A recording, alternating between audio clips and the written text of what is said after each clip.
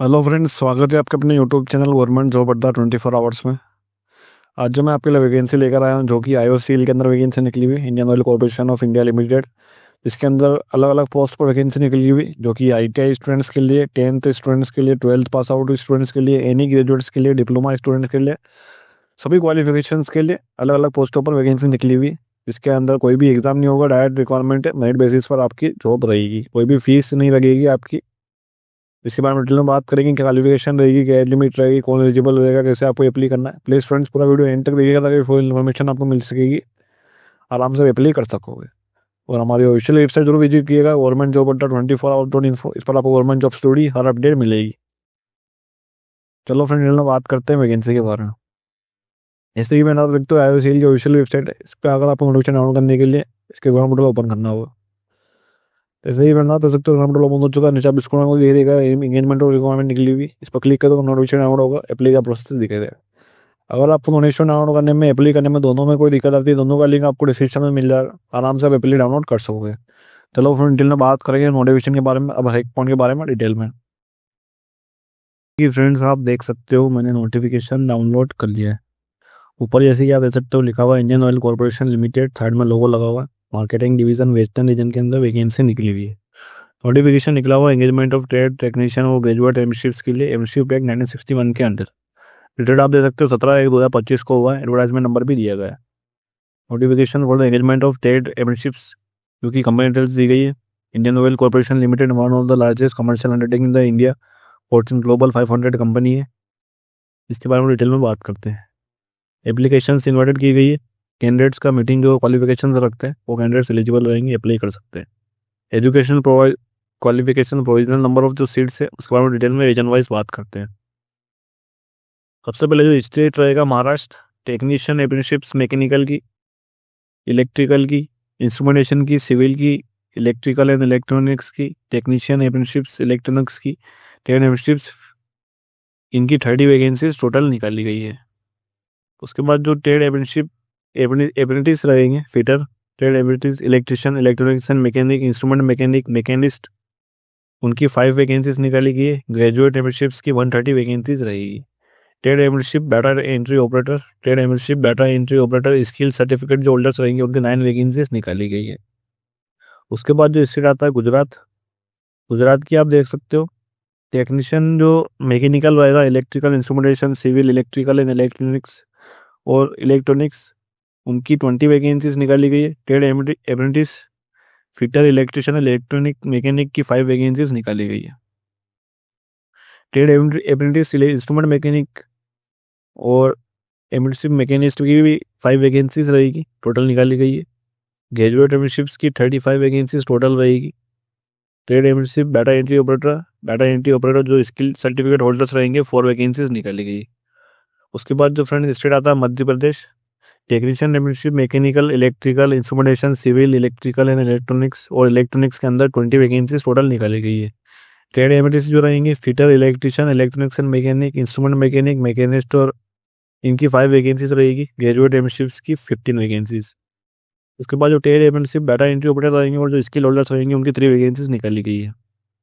उसके बाद जो स्टेट आता है वो रहेगा Goa, technician apprenticeship mechanical, electrical, instrumentation, civil, electrical and electronics की कोई वैकेंसी नहीं है, ना ही ट्रेड एमएनशिप के लिए। ग्रेजुएट एमएनशिप्स के लिए 6 वैकेंसीज निकाली गई है। उसके बाद जो फ्रेंड्स स्टेट आता है छत्तीसगढ़, टेक्नीशियन एमएनसी की, मैकेनिकल की, इलेक्ट्रिकल की, इंस्ट्रूमेंटेशन की, civil and electrical and electronics की, टेक्नीशियन एपीटीसी जो इलेक्ट्रॉनिक्स रहेंगे 7 वैकेंसी टोटल है। ट्रेड एपीटीसी की, फिटर की, इलेक्ट्रिशियन की, इलेक्ट्रॉनिक्स एंड मैकेनिक की, इंस्ट्रूमेंट मैकेनिक की, मैकेनिस्ट की 3 वैकेंसीज निकाली गई है। ग्रेजुएट जो अप्रेंटिसशिप रहेंगे उनकी 7 वैकेंसीज रहेगी और डाटा एंट्री ऑपरेटर जो रहेगा और जो स्किल सर्टिफिकेट होल्डर्स रहेंगे 1 वैकेंसी निकाली गई है। उसके बाद जो फ्रेंड्स इसका आता वो रहेगा यूटी रहेगी, दादरा एंड नागर हवेली, इसकी 1 वैकेंसी आपकी टोटल निकाली गई है टेक्नीशियन एमएनशिप्स के लिए। और ट्रेड एमएनशिप्स के लिए कोई वैकेंसी नहीं है। ग्रेजुएट एमएनशिप्स के लिए 1 वैकेंसी निकाली गई है। उसके बाद जो दमन एंड दीव आएगा, टेक्नीशियन एमएनशिप्स के लिए 2 वैकेंसी निकाली गई है। ट्रेड एमएनशिप की जो रहेगी कोई भी वैकेंसी नहीं है। ग्रेजुएट एमएनशिप्स की 4 वैकेंसी निकाली गई है। उसके बाद PWD कैंडिडेट्स के लिए डिटेल्स दी गई है। स्टीफन जो रहेगा, रेट ऑफ स्टीफन जो रहेगा, एमएसशिप पर मंथ जो रहेगा, एमएसशिप रेट 961 973 के अंडर रहेगा। फॉर डिसिप्लिन 1 के अंदर 107 जो ट्रेड एमएसशिप्स रहेंगे fitter, matric with regular full time 2 years का फिटर ITI कोर्स होना चाहिए। जो डिसिप्लिन रहेगा अप्रेंटिसशिप इलेक्ट्रिशियन की, फुल टाइम आपने 2 ईयर्स का ITI इलेक्ट्रिशियन किया हुआ है कोर्स बाय NCVT तो एलिजिबल रहोगे। और जो डिसिप्लिन रहेगा 109 trade apprenticeships electronics and mechanic, 10 plus regular full time आपने 2 ईयर का ITI इलेक्ट्रॉनिक्स मैकेनिक किया तो एलिजिबल रहोगे। उसके बाद जो फ्रेंड्स पोस्ट रहेगी ट्रेड एमएसशिप्स इंस्ट्रूमेंट मैकेनिक की, तो 10 प्लस रेगुलर फुल टाइम आपने इंस्ट्रूमेंट मैकेनिक में ITI किया हुआ तो एलिजिबल रहोगे। उसके बाद जो फ्रेंड्स पोस्ट रहेगी ट्रेड एमएसशिप्स मैकेनिस्ट की, matric with regular full time 2 years का ITI किया हुआ मैकेनिस्ट के अंदर तो एलिजिबल रहोगे, अप्लाई कर सकते हो। उसके बाद जो फ्रेंड्स पोस्ट आती है टेक्निकल एमएसशिप्स की, 3 ईयर का फुल टाइम आपने डिप्लोमा किया हुआ है मैकेनिकल इंजीनियरिंग में 50% मार्क्स के साथ में तो एलिजिबल रहोगे। और जो OBC SC ST रहेगा उसमें 45% मिनिमम रहेगा। उसके बाद जो अप्रेंटिसशिप इलेक्ट्रिकल रहेगा, 3 ईयर्स का फुल टाइम आपने डिप्लोमा किया हुआ है इलेक्ट्रिकल इंजीनियरिंग के अंदर तो एलिजिबल रहोगे। और टेक्नीशियन अप्रेंटिसशिप इंस्ट्रूमेंटेशन में 3 ईयर्स का फुल टाइम डिप्लोमा किया हुआ है तो एलिजिबल रहोगे। और जो पोस्ट रहेगी अप्रेंटिसशिप सिविल की, 3 ईयर्स का फुल टाइम डिप्लोमा किया हुआ है सिविल इंजीनियरिंग के अंदर तो एलिजिबल रहोगे।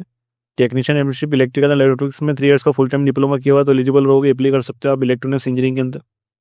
टेक्नीशियन अप्रेंटिसशिप इलेक्ट्रॉनिक्स के अंदर 3 ईयर्स का फुल टाइम आपने इलेक्ट्रॉनिक्स इंजीनियरिंग के अंदर 50% के साथ किया हुआ तो एलिजिबल रहोगे। ग्रेजुएट एमएनशिप्स में BA BCom BSc BBA किया हुआ है, regular full time graduate in any discipline भी किया हुआ तो भी एलिजिबल रहोगे, अप्लाई कर सकते हो। ट्रेड एमएनशिप्स डाटा MT ऑपरेटर में 12th पास आउट आपने किया हुआ तो एलिजिबल रहोगे।